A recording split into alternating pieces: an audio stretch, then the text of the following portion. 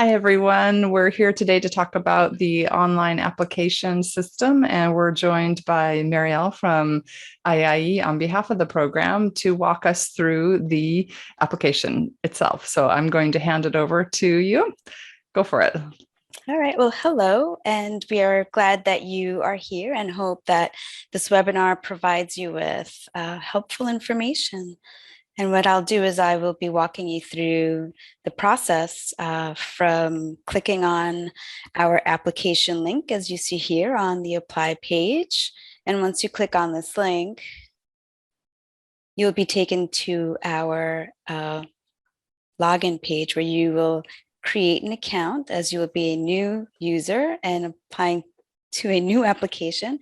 And once you click on that link, you'll follow the next steps to actually accessing your application. And what I'm going to do here now is actually walk you through a process of applying from your welcome page. And what you might also see on the screen throughout our journey with the application is some information on the top right here. This is just going to show up because this is a test application, which is why you'll see my name here with the test and some additional data. On your application, however, this will not be present. You will have a welcome page, and you will see a home button, a welcome page. And as you build your application, these tabs on the left-hand side will begin to populate. You'll know you have completed or landed at your last tab of the application when you have 14 of these in total, and that's including the home page down to the review button. So if that helps to orient you with what you're going to be seeing when you initiate the application, then we're starting off on the right step. Your screen will look a little bit different than mine. And so now you know how to begin the process, and you know you're doing the right things when you land on the welcome page. Please take the time to read all of the information provided, as it does walk you through some of the eligibility requirements. We also included some of the videos that we hope you get to take advantage of and watch and learn a little bit more about the program before you dive into the application process. And then we also included application instructions for you to review, again, to get you comfortable with the process, but also to make you feel at ease. This isn't anything too difficult. It's actually a fun application, and we do hope you enjoy the process. We also would like to make sure that we tell you to take the time. Make sure you take time to fill out this application. It will be read by the reviewers, and you want to make your best impression. So having the time to fill out each section, maybe sometimes step away for a moment, that allows you to do your best. And of course, we are always here to help answer any questions. The next page after the welcome page will be the data privacy. This is just a technicality, so please do review it and answer accordingly. And once you have selected your response from the dropdown, you can click continue. And if you notice, when I click continue, it automatically takes me to the next section of the application. Again, the eligibility is a simple, short process. Take the time to make your selections. I would like to show you what happens if you enter no, if you are unable to complete the PhD at 34. As you know, that is part of the eligibility requirement. We do have some call outs which will help prompt you right away, so that if in fact there are some conflicts, you will have that information right at hand. And always reach out to us if you have any further questions. If you are someone who maybe has, let's say, a question about the ability to finish before 34, because that is important for us to make sure that if you have a question, that we do consider it, because the application will not allow you to proceed. So definitely touch base with us if you have any conflicts in the eligibility section, as you will not be able to continue the application. And then once you have entered your answers, now we begin the technical part of the application, which is gathering some of your personal background information. If you notice, we call out here that all the fields are required unless marked optional. This is super important. You will not be able to submit your application if any of the required fields are left unmarked or left without being filled out. Basically, you will not be able to submit your application if any of the required fields are missing. Marielle, can I ask a question? Yes. So we had a question from a student who wanted to know about the mailing address versus permanent address, and they weren't clear what exactly the difference was and what you meant by that. So permanent address, I'm not sure if you're aware of this, but in Japan, we have something like, it's called honseki, and it's their like registered with the government official permanent address, but it's not necessarily the permanent address where their parents, for example, are living. So in your mind, what would be the difference between the mailing and the permanent address? Because this is I guess US centric in a sense. It's an application for a program. The IMF is here located in the US. We're going to answer that with permanent address is where you, let's say, receive your mail. But it's also where you technically, you mentioned the parents, where your family may reside and you still receive mail. If you have a different address, let's say if you are attending university and you live on campus or off campus, that's typically how we use it here. Perfect. Thank you so much. That helps.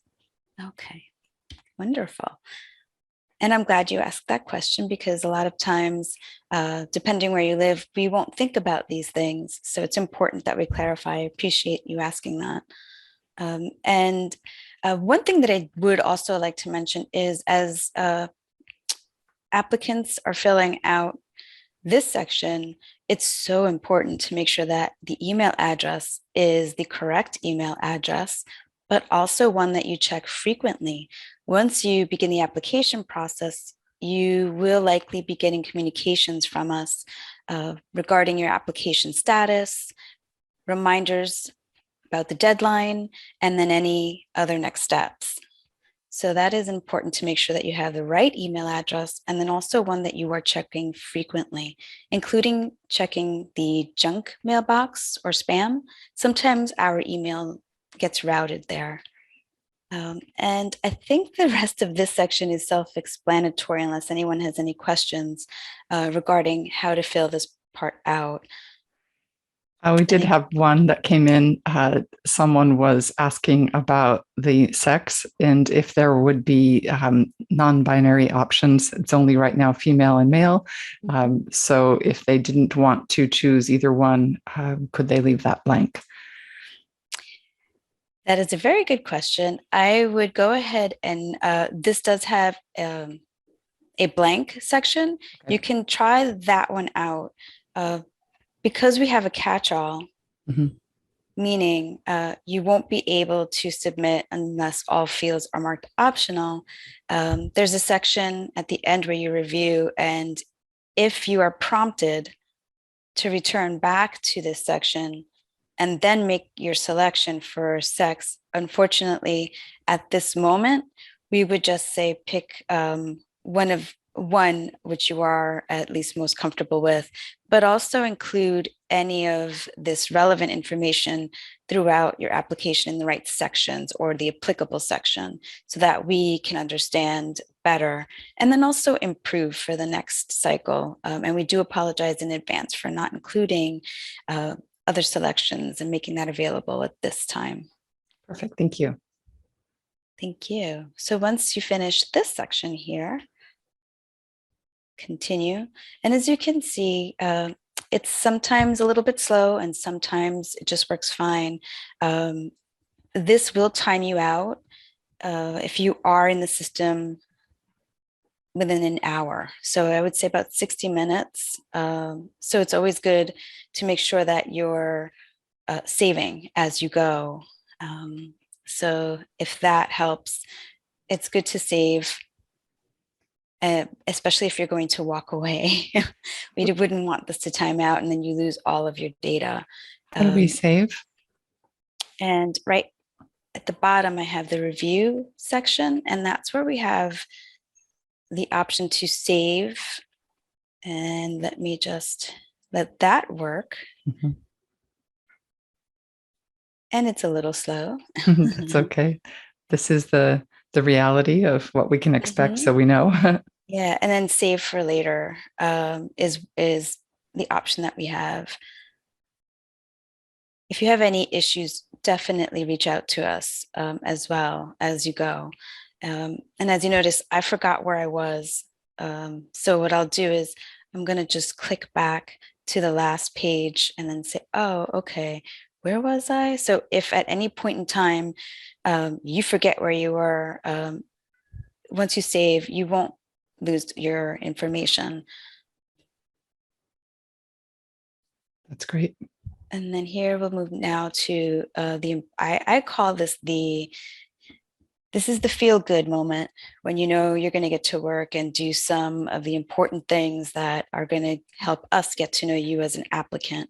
So we're entering now academic history information, which is super important in this section to have time to also not just enter the information, but you will likely be uploading data in this portion. So be prepared with your documents on your desktop, if you will. That's an easy way to upload documents onto the application. In the academic history section, we will ask that you list your post-secondary educational institutions, the ones that you attended, and obviously the instructions are here for you. We ask for most recent, but do notice that we also call this out for you to understand that all fields are required. And that's very important. Make sure that you do provide us with all of the information necessary. If there is an issue uploading, again, please contact us so we can help you upload documents through the back end so that nothing is missing from your application. And I will just click Add Institution to show you the process. You will fill the required fields here. And then there's some instructions here. Do we have to type in the country, choose the country and city ourselves, or will it automatically? Institution, as you type, some will populate. Ah, okay. Should be as many universities as we were able to capture. Okay.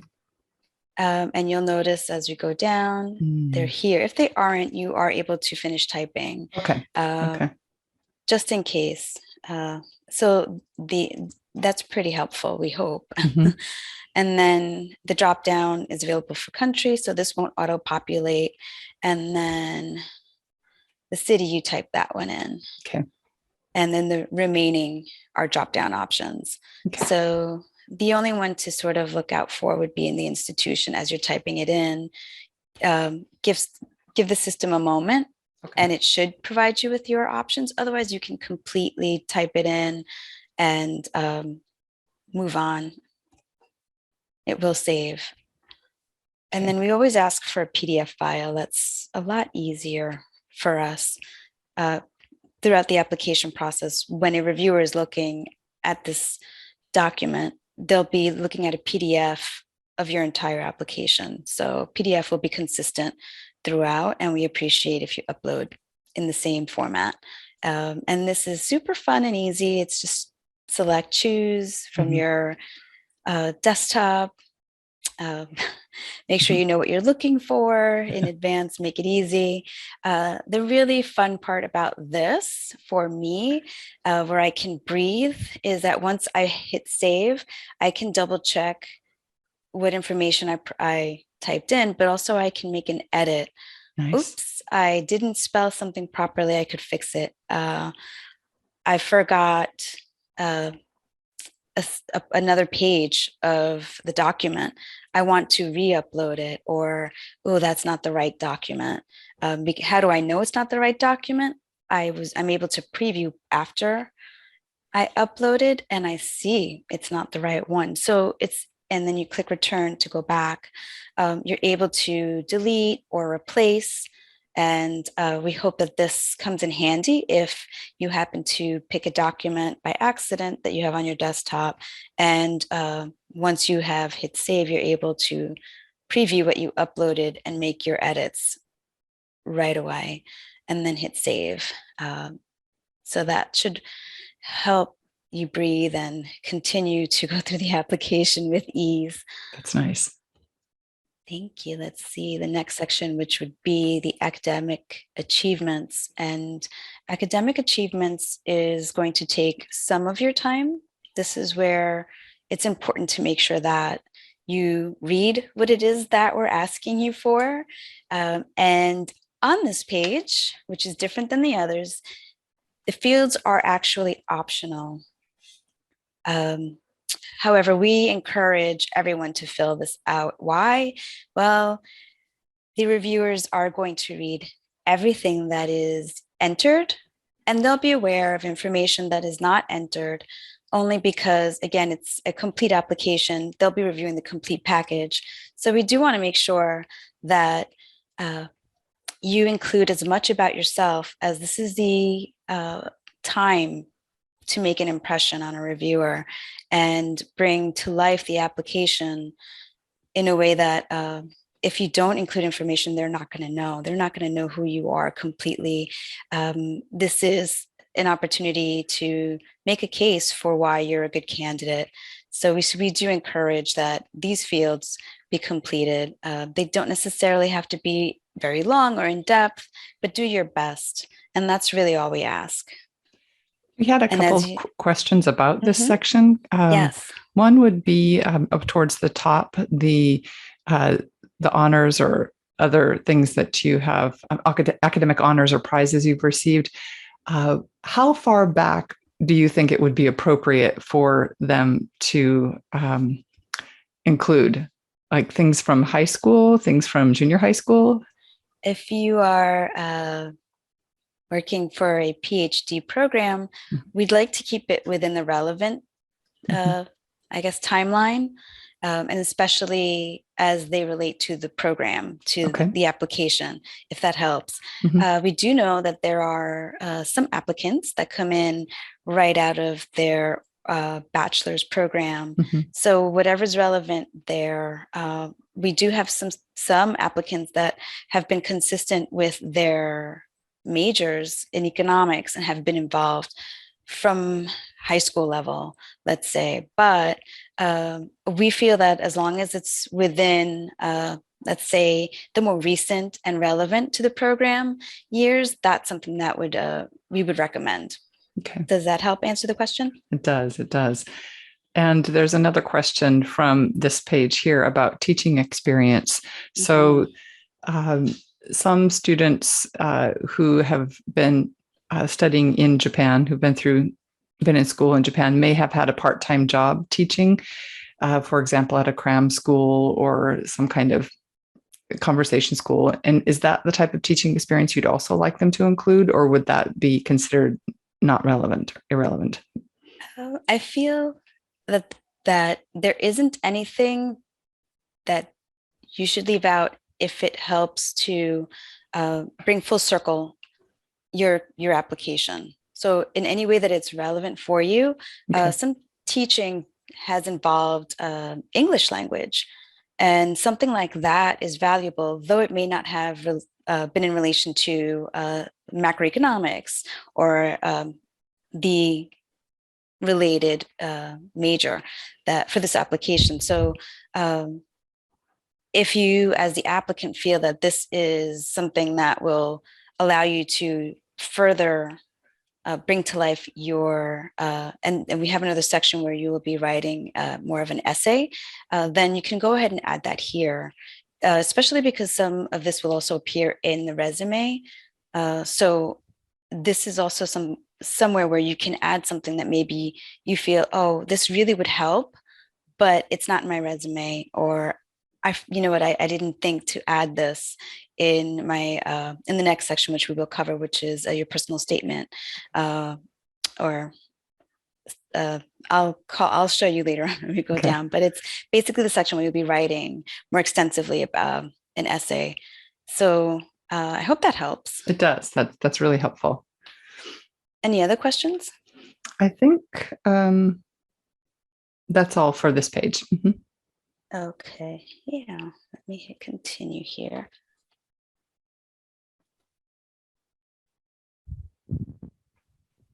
Here's your employment history we just talked about, or I just mentioned. This is where you will add your employment history and your resume. Again, this is super easy as far as adding the information, and you will notice that this is also required, not optional. And to add an employment record, you can just, and I'll just put test in here for this moment, but you'll fill this out with the job title. And then just for today, I'll just put that in. And then you get the idea. Mm-hmm. And then it looks like this. So in other words, if someone has been straight through the school system and they haven't had a full-time job, because this is required, then it would be appropriate to include part-time jobs. Absolutely. That also is important to list, and even maybe opportunities that may not seem like there would be a job as well if you participated in university. Let's say some people volunteered, so you participated in your university events and you volunteered and you technically did do work, and you need to build something to add to your employment history, though you weren't paid. Something along those lines would be okay. We would like you to email us to notify us as well, so that we're able to review. And then if we have to follow up with you, we can do so. When it comes into play where it's not necessarily a part-time job or a full-time job, but it was something where you were very involved in your university and you maybe volunteered for events or participated in events and clubs, and in a way you did work that could also translate this similarly as a job would have. That's something that may be new for us. So we definitely would appreciate if that's your situation to let us know via email so we can contact you. And then also just make sure that we're supporting you if you have any doubts. That's so helpful to know. That's really great, because in Japan, if someone were to go to a career center at at their university, and if they were asking, how to fill out a resume to send for a job, they would be discouraged from putting a lot of the part-time jobs they may have worked or some of the activities. They would be encouraged only to put those things that were 100% relevant. So it's helpful to know that some of this other information and these other things that they have participated in or done could be considered and should be included. So thank you for sharing that. Yeah, we're living in a time where what used to be may not be the same as what we have today. There are many students that are so involved in their university and in their program and their studies that maybe employment while going to school wasn't or isn't an option. So we rather work with you, answer your questions, and support you as best we can, because these are changing times, and who's to say that something that you may have done that maybe wasn't necessarily employment, but it was part of your program, and you did do work and you did learn it applies to this particular scholarship program. We wouldn't want to miss that information. The Japan-IMF Scholarship application is one that should definitely be more motivating and not intimidating. Oh, that's nice. So I hope that helps to answer the question, and also maybe open up a little space if there is a candidate that has this situation. Definitely, it's worth asking and trying to communicate versus walking away. And once you have entered your document here, but however that be presented, this is basically what it would look like completed, and you can also go ahead and edit. As you notice, I clicked into one that I had already filled out, and I noticed that say I made a mistake, so I'll just put the right information and save. So you always have the ability to go back and make adjustments prior to submitting the application. And if you notice the upload, again, it's the same process. And for this case, it's a Word document. When you upload again, it's the same process. And you get a preview button here. Return, and if you do need to edit that, you delete, and then you're able to add another. If this one's perfectly fine and you have to add another, that's good too, because if you have more than one line, some people may want to add another document there, but typically this is how it should work. If you have any issues uploading, again, let us know. Okay. And then we'll move now to the next section. I like to hit continue consistently, if you've noticed, just to keep the muscle memory for myself, but also it keeps me focused on the next section, if that helps anybody else. And here's where we get to a section in the application that I am aware we have many questions from applicants. So when you get to the section, do know that there isn't any wrong question. Please ask, because we rather, again, support you throughout this process. All fields are required. It's going to be easy as far as filling it out. It's a drop down with options, but we want you to read this section carefully and answer them to the best of your abilities. And the questions that may come in, I know, Marcy, you may be able to highlight for me. So what are some of the questions?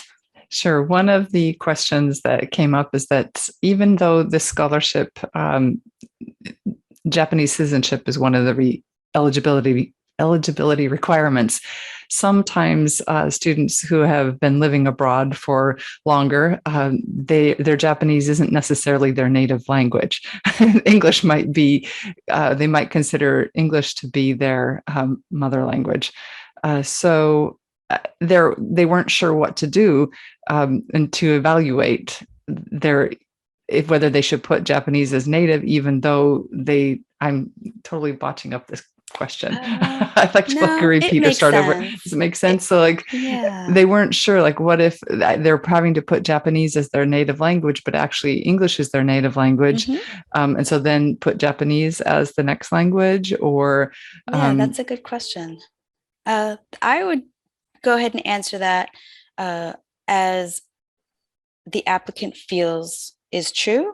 Okay. So let's say English is, and let's see if I'm typing in the word English, because it will, the application system will prompt right away and try to find and match. So English, instead of scrolling down, but you can always scroll up and down. So two ways to get to where you need to go. So I would do a native is English. However, here I would mark 2 if you speak 3 languages. Some people do. And then in my second language, so if you notice, I filled in native language, and the box below automatically updated this information for English language. This means I see. Okay. So I'll do that again.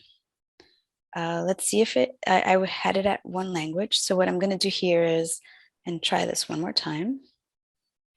And of course, now I'm going to scroll down. And then when I hit to add the second language, if some people, actually, well, now it didn't work again, but I'll leave it as this, English, okay. And then I'll change to 2 languages. And then I'll make sure that the second, right below the below box, which pertains to the native, is matches. I'm going to make sure that that matches. And then reading, this is where obviously I'm going to be advanced or say native for my native language. I see. So whatever the native language is, that's what they're evaluating underneath that first. Exactly. So this, the line where the line is gray, it pertains to the above. So this is why if you're going to add more than one language and add two, be very mindful of how you fill this out in case what I have up here doesn't match here. I want to make sure that it does. And that's basically what I wanted to point out, whether it auto-populates or not, so that I can now go ahead and select Japanese, which I may also be, not necessarily, it's not my native, but I'll say advanced. If you speak more than two languages, sometimes it also equals native if you're speaking it equally. In this case, if it's a language that it's your second language, but you are super advanced in it, this may be where you are more comfortable. When it comes to language, if you can speak it, read it, write it, and communicate proficiently in it, then you would be advanced and you're comfortable going back and forth. Then that's basically why I myself answered it this way and put advanced, because for me, let's say, to use my example, I would speak Spanish. If that's not obvious, I would be advanced. I might even go as far as native, learning both at a young age, because you use them both interchangeably and you're comfortable in both. But advanced, it will suffice in that case to answer your question. And just giving the example that I gave as far as maybe being even that more comfortable saying it native when you learn it as a young child, if that helps. Yeah. If you were under the age of 5 and you're speaking both, that might qualify as well, depending on how you define it. That's great. That's really helpful. Thank you. I hope so. And now I move to the big section where a lot of time will be spent and where it really matters. This is where you will be making an impression on the reviewer. So you really want to take a step back, pause, and take the time to read everything here. This is the study plan. This is where earlier on when we were talking about in the academic history, academic achievements, employment history, as far as how to begin building the application, to tell your story, to help the reviewer get to know who you are, a little bit about you, and why it's so important. This is why it's important, because it starts to build in layers your story and the purpose of this application and why you are interested in applying in the Japan-IMF Scholarship Program.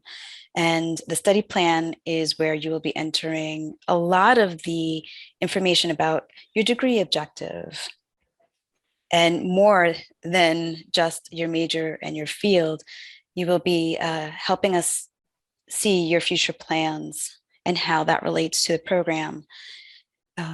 You'll be including some information outside of the study plan, other scholarships, if those apply to you, grants. Some of that information helps us to see all of the things that you were involved in, and also your study, research objective, and your personal statement. These are what I referenced to earlier, were more like the essay.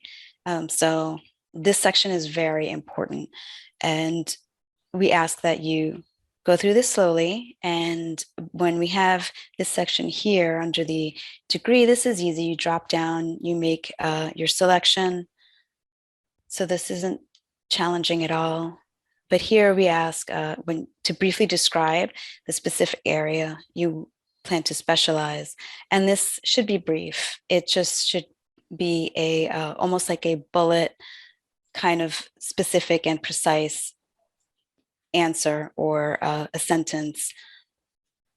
Then we scroll down to the future plans, and here's where you begin to build a little bit of the background, but also your future plans, meaning you're going to describe the career you plan to pursue. And part of this program does ask that your future plans do also include working at the Japan-IMF. So it is important for you to highlight that and to explain why your future plans relate to this application and to this program. And this is where you would, again, not too many words, it doesn't have to be 500, but you would be clear and concise in telling us about your future plans. And we do give you some help text here, and we ask that you describe the career you plan to pursue after completing the study research. And we even give some hints teaching government, business. So we hope that this helps guide you just for the future plans alone. We also do some of that further down. So here in the next section, the other scholarships, this is where you would just enter and basically add anything that's related as far as other educational grants. And basically this information, it's not going to prejudice your application. So if you feel comfortable, you can put that in there. It helps to, again, tell us all about you and as it relates to this program and why you are applying. The study research objective might sound repetitive, but it isn't. This is where, in a few more words, you tell us a little bit more in reference to what you have above. So it's future plans, it's why you are applying, and study research objective includes just that. You can tell us the information about your program as it relates to your research. And then the personal statement. This is more of the essay section. This is where we say 500 words.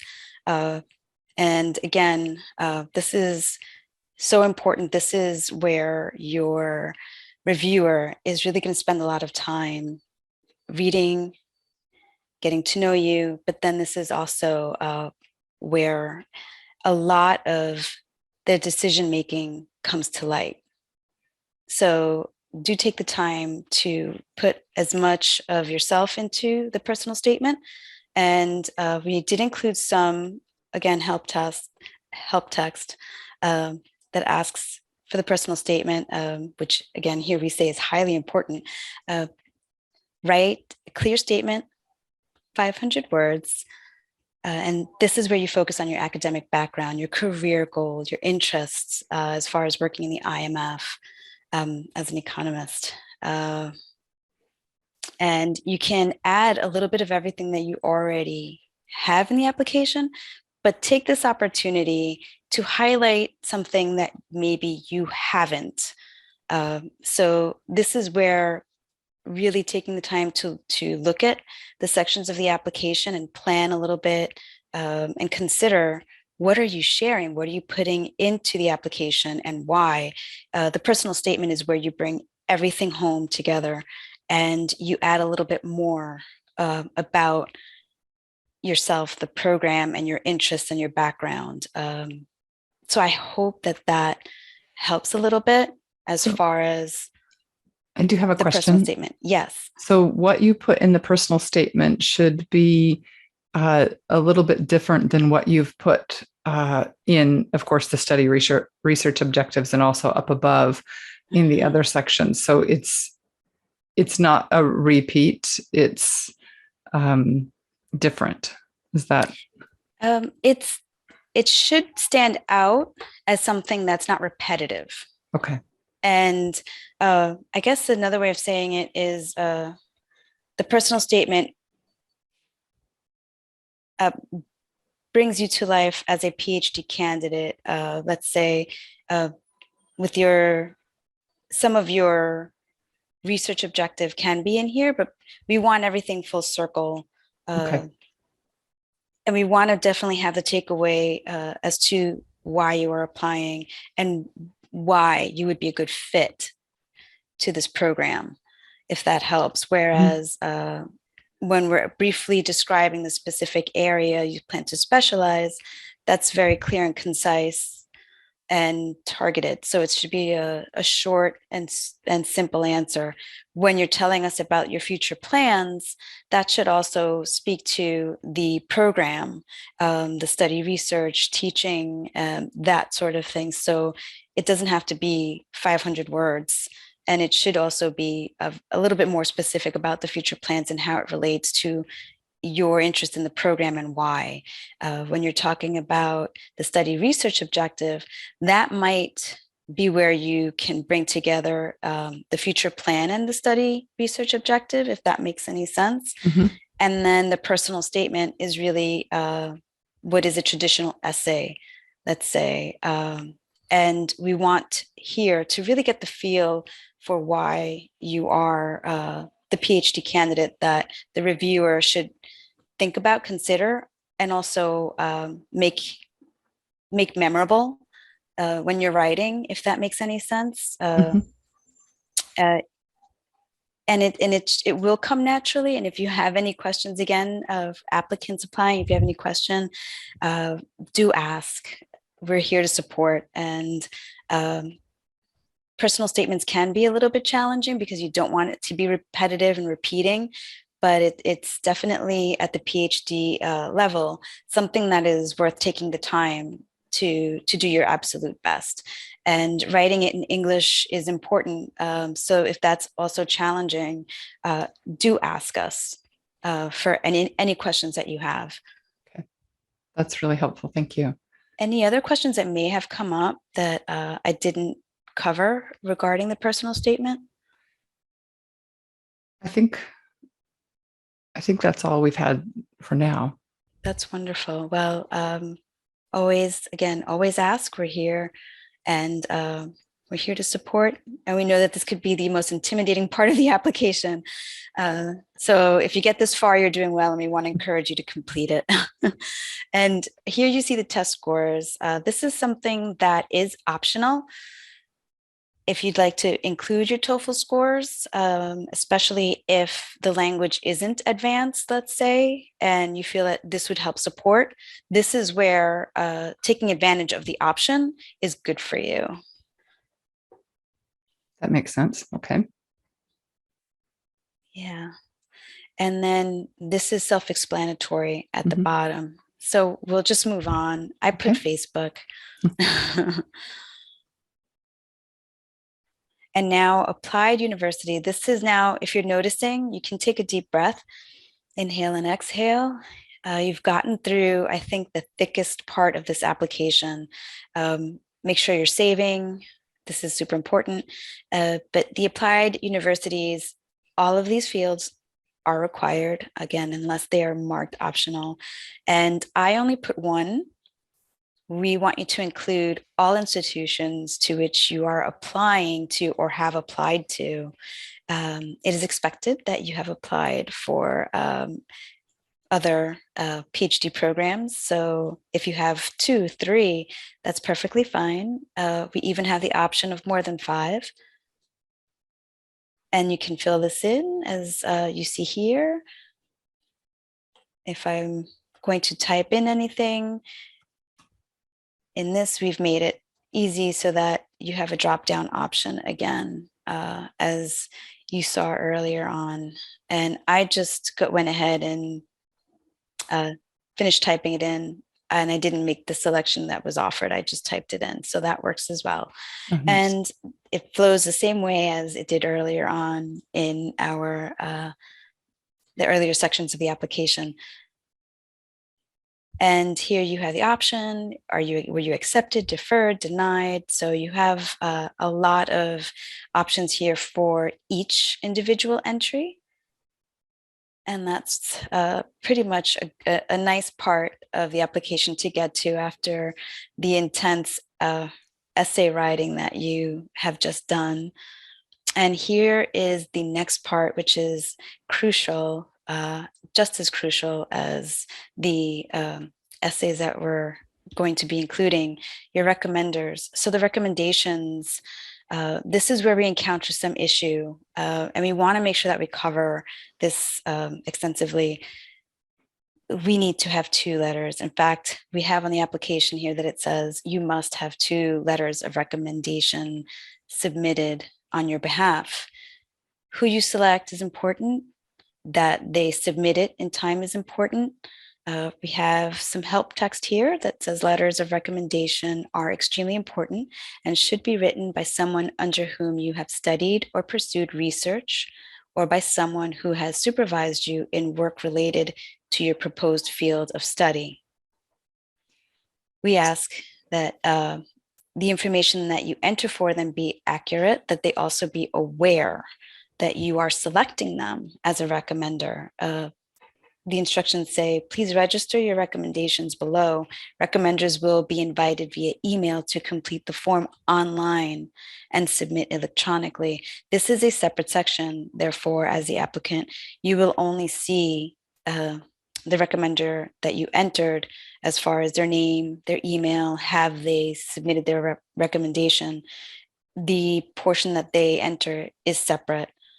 So it's important that who you are selecting know, number one, that you will be selecting them, and that you provide accurate email information, because we will be reaching out to them on your behalf, inviting them to make the recommendation. This is what this section looks like and how you will complete it. You have these options for the prefix. You enter the name, institution, their position, title, the relationship. I put recommender if they are your professor. That's sort of the relationship that we want to see indicated. And then the email. So here is before you hit save, where make sure that is correct, and make sure that that is an email that your recommender will be checking as well. And then let them know that they should look in their spam folder as well. Be in touch with them. Did you get the invitation? Thank you. And that way you know that the person that you selected will be working on the recommendation. So thank you, Marcy, for pointing out that right here is the status. My recommender submitted. In the case that they haven't submitted yet, I would click edit and go ahead and exclude Oh, I this see. recommender. So you can, even though they've actually been asked to be a recommender, you can later exclude their recommendation. If they won't be able to submit it. So in a perfect world, let's say mine would not have submitted, but I can, if let's say some people have the option to change it. I don't like suggesting anything like that, Okay. but definitely if this doesn't show up as submitted, where my second recommender submitted and it'll say unsubmitted, then you would edit and do that, exclude them. And then you say, oh, he did send that in. I'm not going to change my recommender. Then you can reinstate them. But this is usually the case when we don't have the applicant's recommender in and we're getting close to the deadline.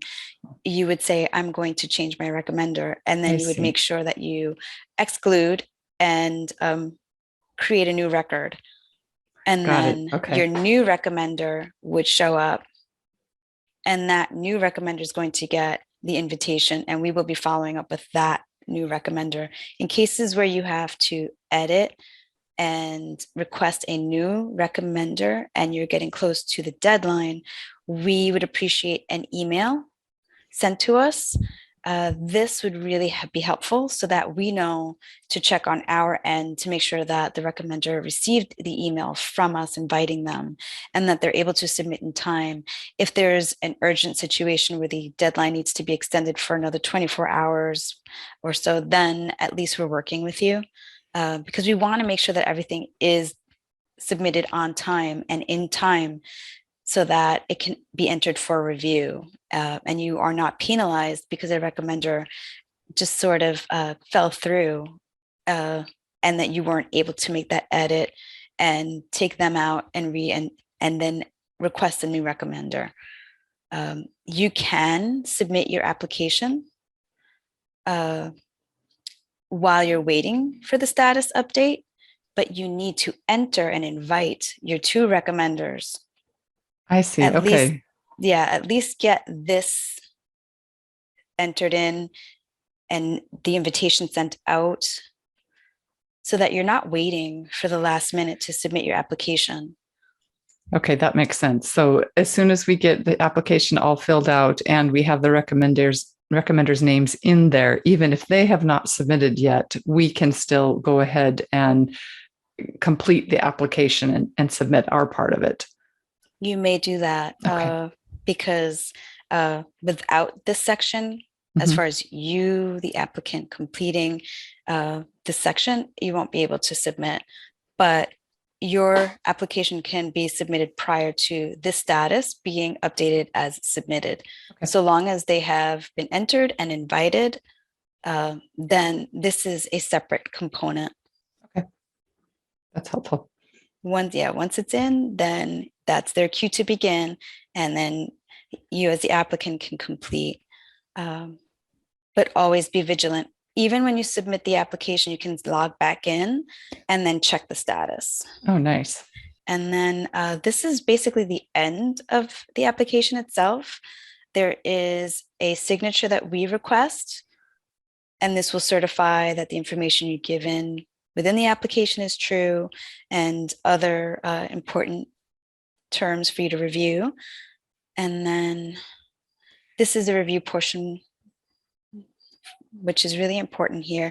This is again where you have your save for later, and then the submit application button.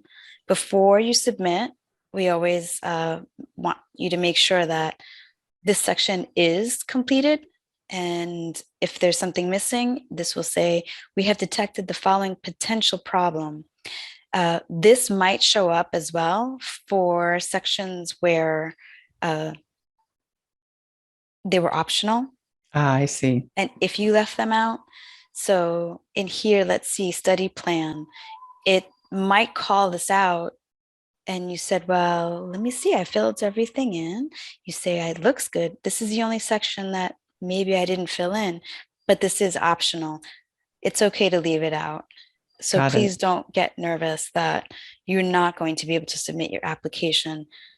This is why taking the time to read thoroughly is important, because you can get stuck on something that isn't necessarily a required field, but it's also something that is just a way for us to make sure that you have completed it to the best of your abilities for all the required fields. Absolutely.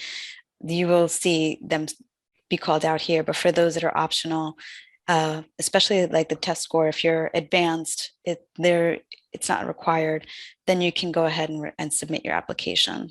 So basically that review section will, right now you have all the required sections filled in, but if there was a required section that hadn't been filled in, it would show up as an error.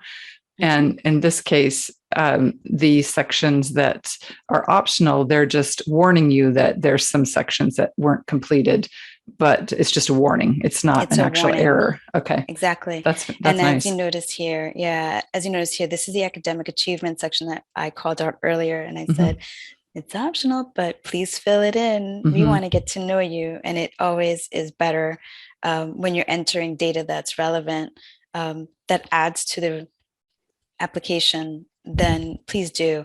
I left out information about research. If you have research information that is valuable and adds to your application, this is where you would put it in and not leave it out, if that helps. Can you show us what it would look like? Let's go to a page where there's something that's required that we're leaving out. So let's go into,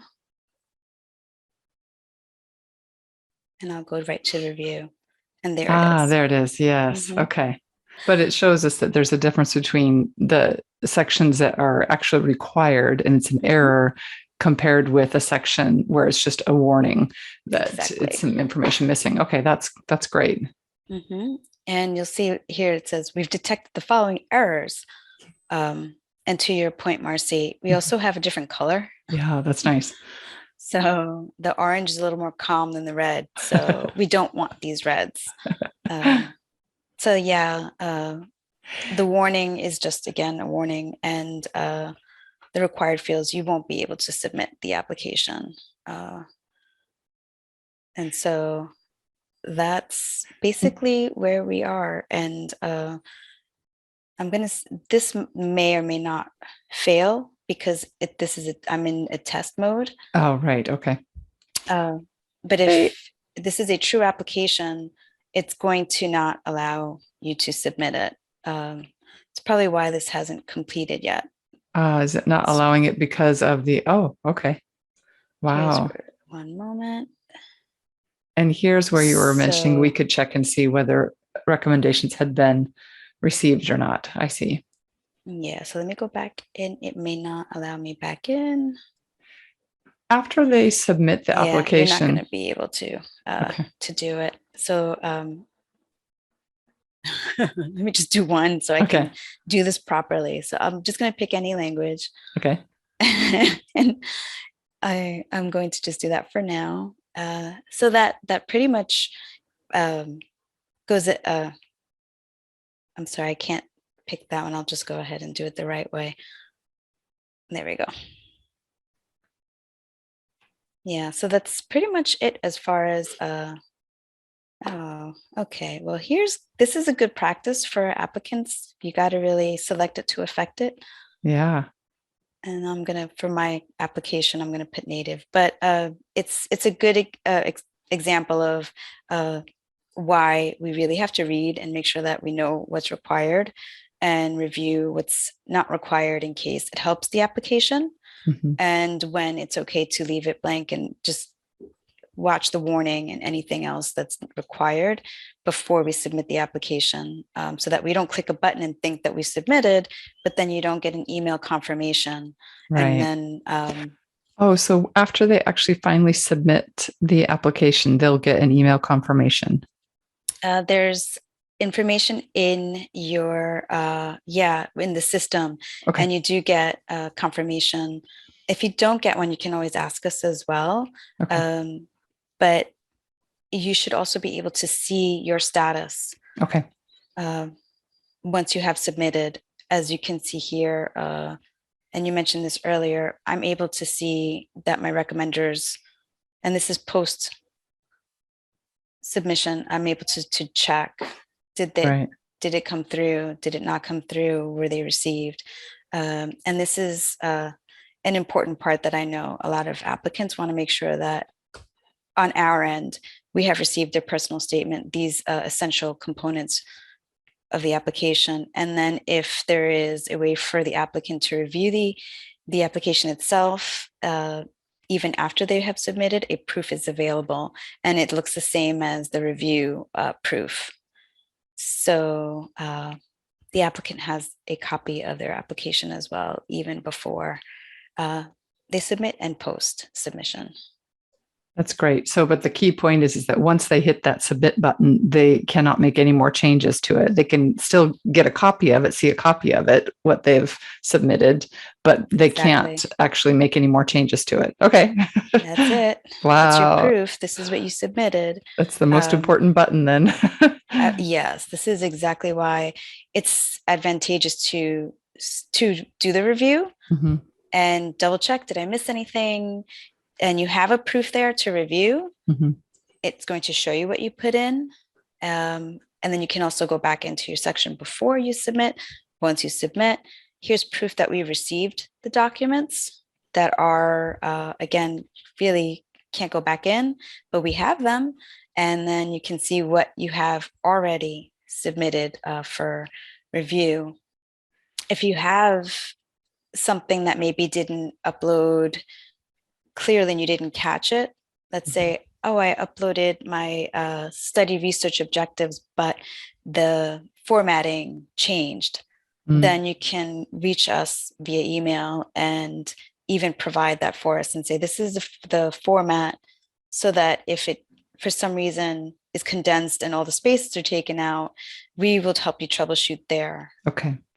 So those are things that sometimes have happened in the past. But we could be checking that before we actually hit the submit button. We could be. I would definitely check right, because this view of what we're seeing here is the same thing that we could have seen on the before we submitted, right? It's when we preview it. So this is the chance to make sure that everything looks good. Yes. So. And there are things, so as you see here, this is my sloppy typing. I didn't do spacing and I didn't double check, and oops, now it's too late. Yeah. But you can reach out to us and we could try to help you there. Again, it's so important to take advantage of that offering that we have on this application, which is the review. So taking the time to just double check. Because basically make the time. that preview, that is what the screening committee will be reviewing. Is that correct? This is an example of, yes, what they will be looking at. In other words, I mentioned earlier that we do ask that the personal statement be uploaded. Either you can do it in a PDF or a Word, but we do prefer PDFs. PDF, okay. If Word is, we do have it requested in the section, I believe, where we say PDF. But if you can PDF it, that's fine. If it's a Word document, that's fine, but you should check. The review option is so essential. And it's easy enough for somebody, if they've created a Word document, then they can save it as a PDF, and that would be a safer way. Yes. So, and that's typically why you have it in Word. And then if the space scrunching for some reason happens, you can then send us the original document. But this is what they see. This is your preview, and you're able to catch errors in formatting. Oh, I left all that out. Let me go back in. If you notice that something is missing, but you entered it, that's when you would contact us. So the review here, where it says preview the application proof, that's really important because you're able to get a glimpse of what the reviewer will be seeing. Okay. And we also call it out here. So while we recommend that you review the application before submitting online, please note that there is a proof for you post. However, you're not going to get a chance when you hit that submit button to come back in and make any edits.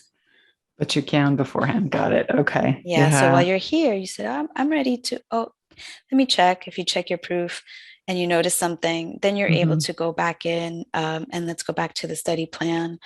And this is where you may have noticed that when you were typing, like I did here, I didn't include spacing, or something happened with my upload because I did a .docs Word. Maybe I should try a PDF like I did here for my personal statement. You have preview options here as well. You get to see what's populated in the application. And if you notice, this already does change the formatting in the system as it prepares it.